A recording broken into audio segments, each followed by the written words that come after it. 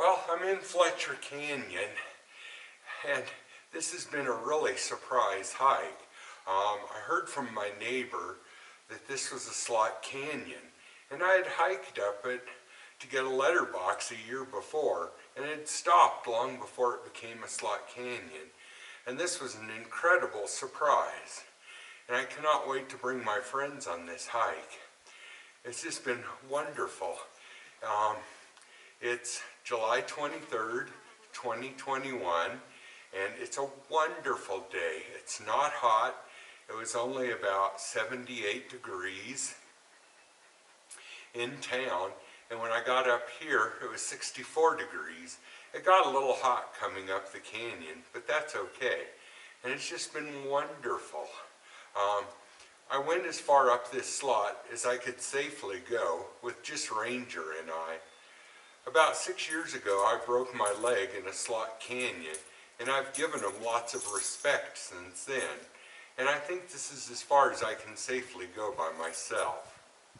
So I'm going to do this journey backwards, or this adventure backwards, and I'm going to start with the end here at this slot canyon. So this is the end of the adventure. Now let's see what it looks like from the start. Please come along with me. I'm here inside the slot canyon, and as you can see, there's Ranger Dog. And this is as far as we can safely go. Let me show you a unique feature that we have here in Slot Canyon. It's a little bumpy, but this is what's called a dry waterfall. It's very smooth and slick, and it's where all the rocks, when it does rain, have come down and worn a groove in this rock. It's almost like a metate, and it's the sign that this rock has been here for thousands of years. And here's a little bit more of a look around this slot canyon. And it goes up and up and up and up and up. This has been an incredible surprise. And of course, Ranger the adventure dog loves it, and he's going into his little cave here. This is the narrowest part of the slot that I've found so far. It's about arm's width across. It's not very deep, but it's a classic slot canyon.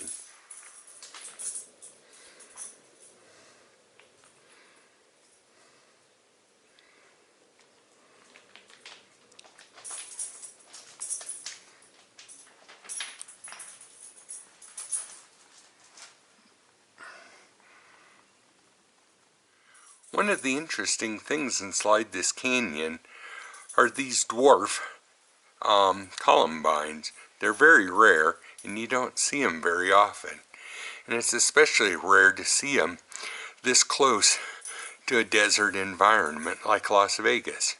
We're only about 15 miles out of town, but we're at 8,000 feet.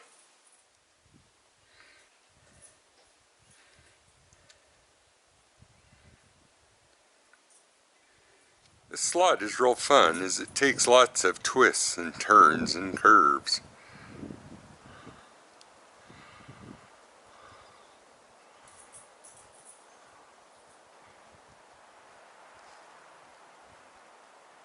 Here's an interesting place. It opens up into a wide open, very verdant and green little area. It's very beautiful, and there's a nice cool breeze flowing through it. And some more wildflowers.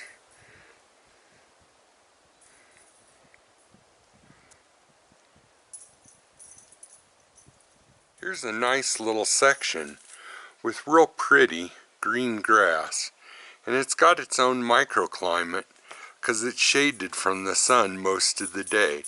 It's about noontime, and that's why the sun is in the middle here. But when I was coming up, it was in the shade the whole time. We even have butterflies in this microclimate.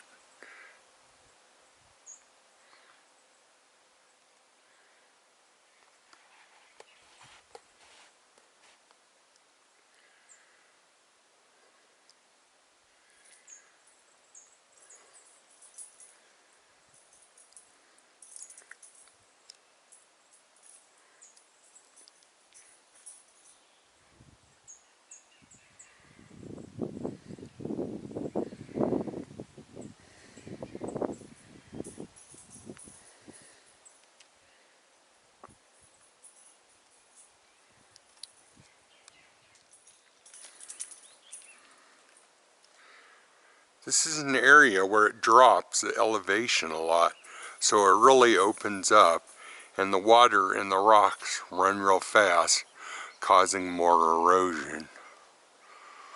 And there's also trees that grow very well in these microclimates. Some parts of the trail are completely overgrown with plants, which is a good sign that it gets water and that it's healthy. And now we're going into another narrow part of the canyon. And here's a north-facing part of the trail where you have to crawl through the bushes and along the canyon wall. Because it gets so little sunlight, lots of green grows in there and it becomes a very verdant microcosm. And as you can see, the canyon is very narrow through this part.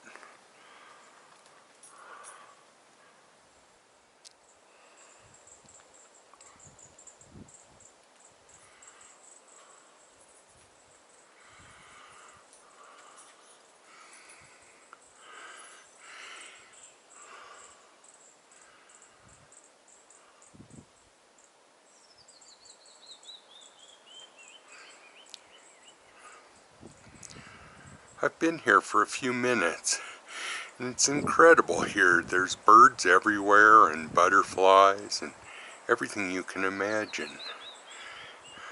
I'm still looking for the endangered Mount Charleston blue butterfly. I've never seen one and I really want to, but this area is kind of neat. It's almost a little grotto. As you can see, it has moss growing on the sides of the walls. These are north facing and never get any sunlight.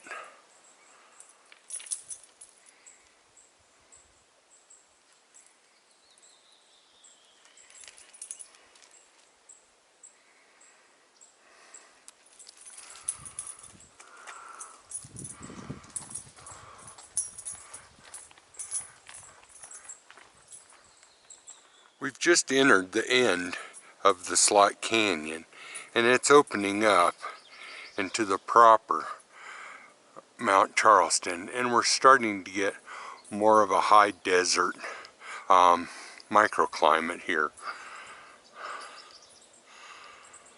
I'm now at the mouth of the canyon, and it's turned into a desert scrub oak and dry area.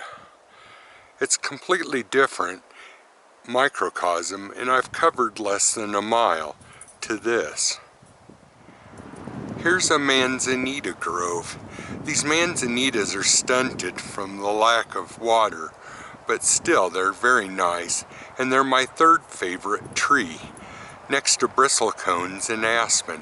When they grow all the way, they will grow about 2 meters high, or 6 feet, and they grow up in the most twisted and contorted ways, and they make really neat walking sticks, and they have a real unique, waxy, almost varnished bark on them, which makes them a very unique, and that's why people cut them down, and they're so rare. But this is a good one here in the Mount Charleston wilderness. Here's a better example of the trunk of a manzanita and the bark on them. They're very unique. This one's maybe 3 feet high. You never know what you might find in your travels around here and what people have made to kill time. This is the making of like an Indian wiki-up, and I think it's really neat and like this sort of thing. It was off the trail and I just barely caught it through the corner of my eye, and Ranger's going to check it out. But it's fun, and there's also a teepee up on the upper bristlecone trail.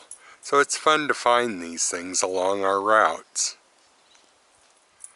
Well, it's my favorite sign to see that I'm entering the wilderness area. But sadly, since this trip is being done from the end to where I started, it's backwards. So, sad to say, this time when I see the sign, it means I'm entering the real world again, and not in the wonderful wilderness. So, I hope you enjoyed this adventure to the Mount Charleston Wilderness area, specifically Fletcher Canyon. It was so fun, and I had a wonderful time, and I hope you enjoyed it too. And if you're ever in the area, I'd love to take you on this hike. Thank you, and have a good day. This is something as rare as the Mount Charleston blue butterfly. It's raining. I can't believe it. I'm still in Fletcher Canyon. I'm almost to the trailhead, and it's raining. And here's Danger Dog in the rain. He likes it. He's from Wales.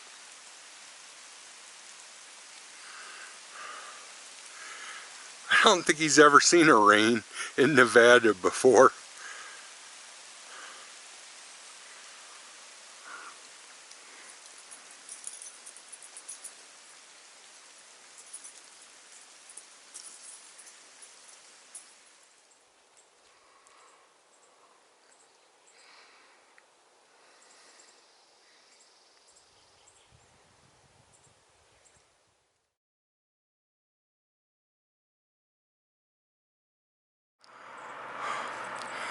A rare cloudy day on Mount Charleston. Here's the summit covered in clouds.